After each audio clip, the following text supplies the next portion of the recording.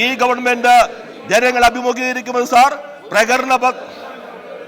Sir ഈ government ജനങ്ങൾ അഭിമുഖീകരിക്കുന്നത് പ്രകടന പത്രികയ്ക്കകത്ത് നൽകിയ എല്ലാ കാര്യങ്ങളും പൂർത്തീകരിച്ചു എന്ന ആത്മവിശ്വാസത്തോടെയും അഭിമാനത്തോടു കൂടിയാണ് സാർ.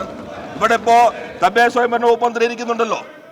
ഇന്ന് ബഹുമാനായ മുഖ്യമന്ത്രി 5 ലക്ഷം വീടുകൾ കേരളത്തിൽ പൂർത്തീകരിക്കുന്ന പ്രഖ്യാപനം നടത്തുകയാണ്. നിങ്ങളുടെ വീടുകളല്ല സാർ. രാഹുൽ ഗാന്ധി എന്ന് പറയുന്ന വയനാടിന്റെ മുൻ MP, ഇപ്പോ മറ്റൊരു മണ്ഡലത്തെ പ്രതിനിധീകരിക്കുന്ന MP, പ്രിയങ്ക ഗാന്ധി എന്ന വയനാടിന്റെ MP, 1 രൂപ അവിടത്തെ വയനാട് ദുരന്തത്തിന് നൽകാൻ കഴിഞ്ഞോ? ഇടതുപക്ഷത്തിന് MP മാർ നൽകിയില്ലേ? 1 രൂപ അവർ നൽകിയോ? നിങ്ങൾ ഇവിടെ പറയുന്നുണ്ടല്ലോ, നിങ്ങൾ വീടിന് വേണ്ടി പിരിച്ച പണം, ആ പണം എവിടെ പോയി? നിങ്ങൾക്ക് എന്തുകൊണ്ട് ആ പണം ഈ പാവപ്പെട്ടവർക്ക് വേണ്ടി വിനിയോഗിക്കാൻ കഴിഞ്ഞില്ല? അപ്പൊ അങ്ങേയറ്റം നിങ്ങൾക്കെതിരെയാണ് സാർ യഥാർത്ഥത്തിൽ അവിശ്വാസം നിൽക്കുന്നത്.